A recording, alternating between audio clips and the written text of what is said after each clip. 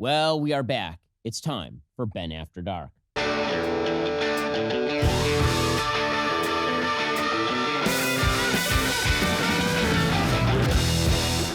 So, this week, the only question on everybody's mind was a simple one. Is Joe Biden dead, or is he only mostly dead? There's a big difference between mostly dead and all dead. After his disastrous debate performance last week, in which he wandered onto our television sets and proceeded to stare glassy-eyed and slack-jawed into the middle distance, apparently at the approaching presence of death, Biden tried to shore up his base with a series of appearances.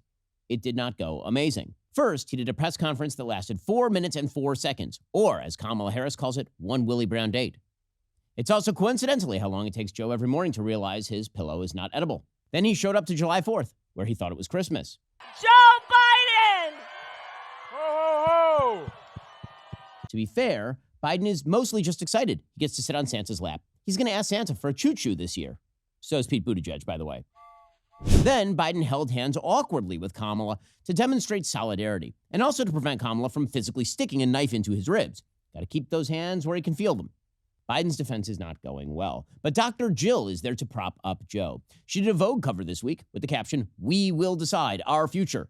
By we, she means that she will whisper into Joe's ear while encouraging him that he must, in fact, kill Duncan. Other pictures from the photo spread included these. The only difference, by the way, between Dr. Jill and Nurse Ratched is that Nurse Ratched had actual medical training. And also, Ratched didn't want those she lobotomized to be president.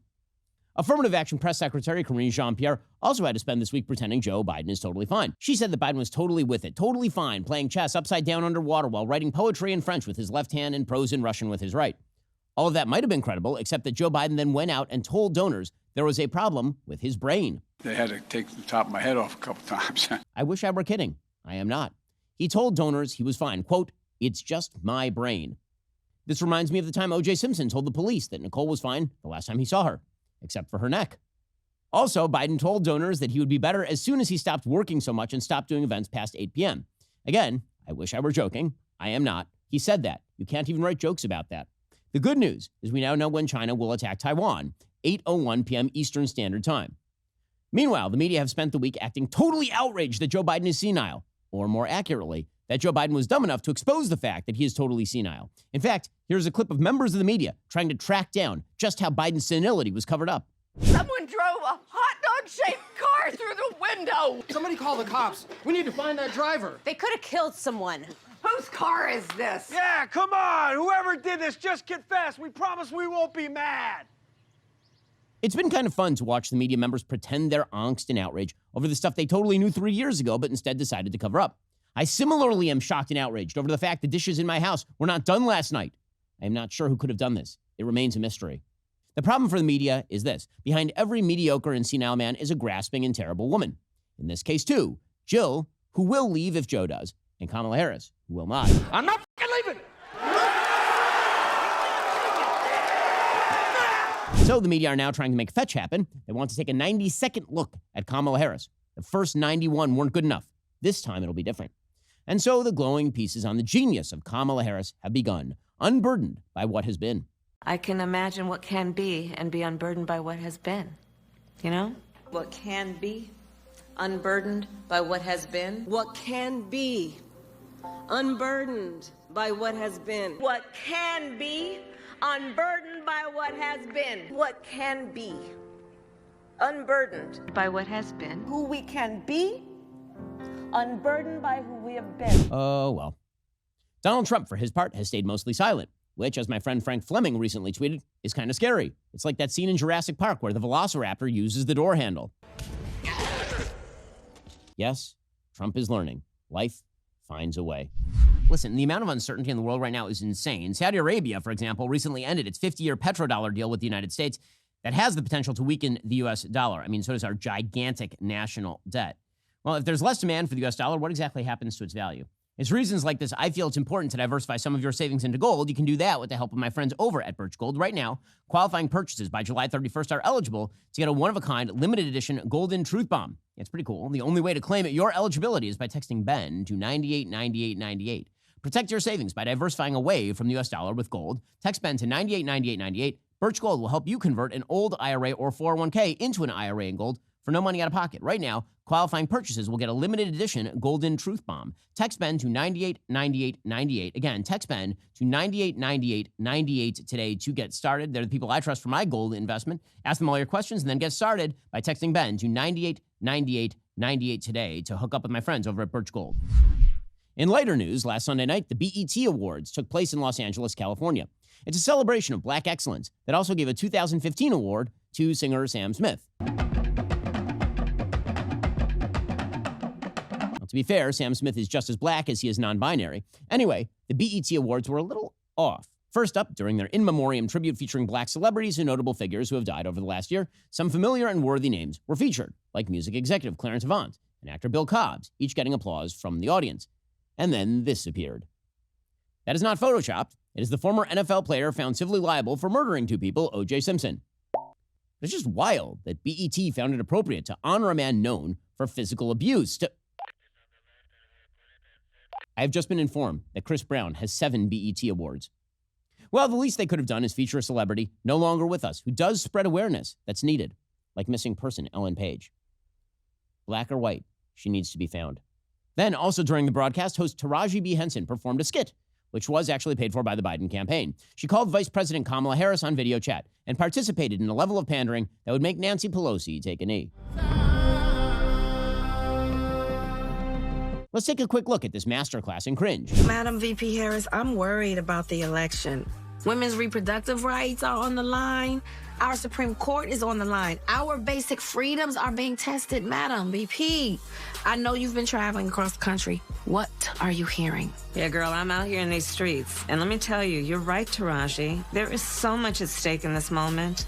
The majority of us believe in freedom and equality. But these extremists, as they say, they're not like us. Kamala Harris is a terrible actress.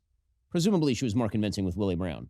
Kamala is quoting rap lyrics. She says she's out here in these streets. She is such a proud black woman, she will only use stereotypical phraseology and language with black people and drop both verbs and the letter G. That's fighting the white supremacy, dog. It's not acting like Michael Scott trying to scare his employees straight. Hey, that's just the way we talk in the clink. Don't drop the soap. Don't drop the soap. Michael, please. Then Taraji P. Henson took the stage to ramble off this word salad. Time for us to play chess, not checkers. It's about making decisions that will affect us as human beings, our careers, our next generations to come. Did you know that it is now a crime to be homeless? Pay attention. It's not a secret. Look it up. They are attacking our most vulnerable citizens.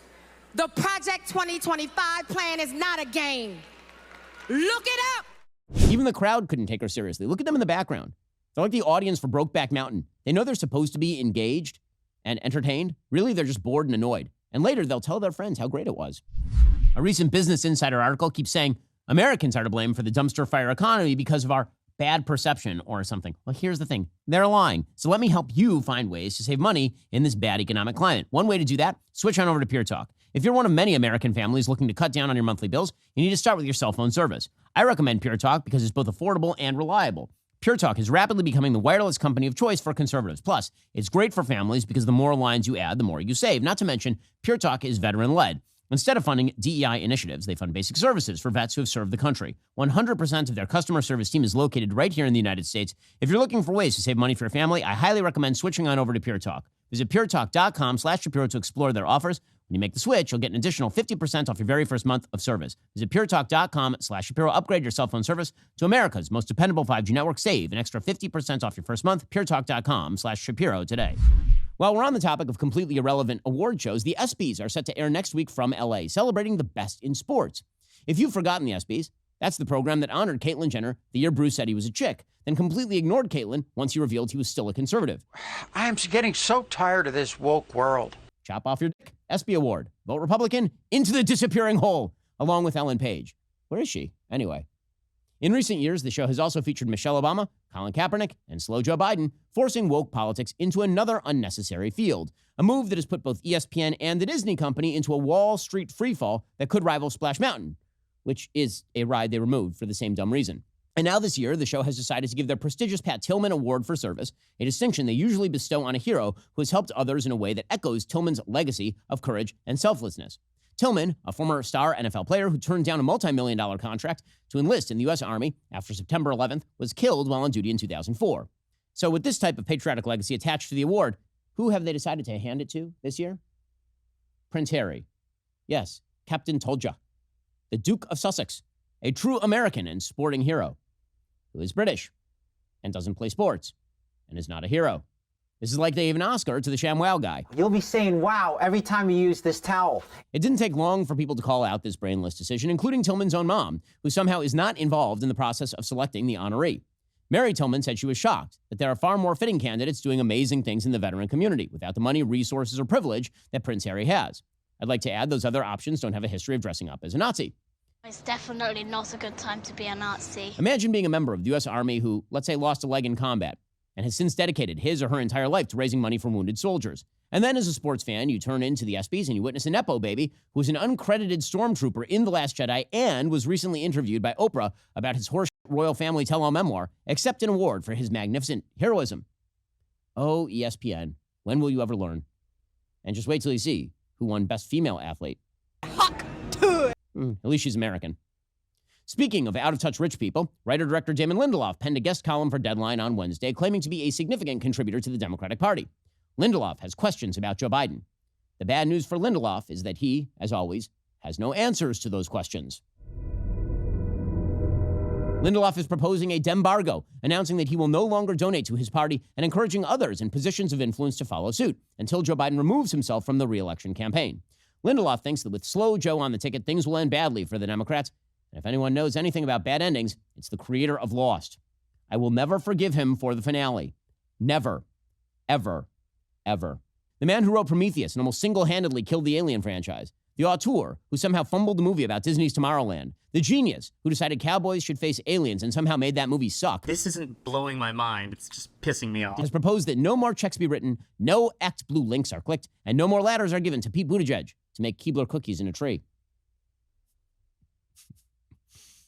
No support for anyone down the ballot if things don't change. I say more power to you, Mr. Lindelof. I love that for the past 2 years, you've been fine with your president having to take daily naps to restore the oxygen to his brain. But now that things are set for November, you take a stand. Who watches The Watchmen? Damon Lindelof. That's who. Eat your own, guys. It's great. I'll be here with a box of popcorn. Popcorn! Not watching your movies. Folks, this has been Ben After Dark. We'll see who's president next week.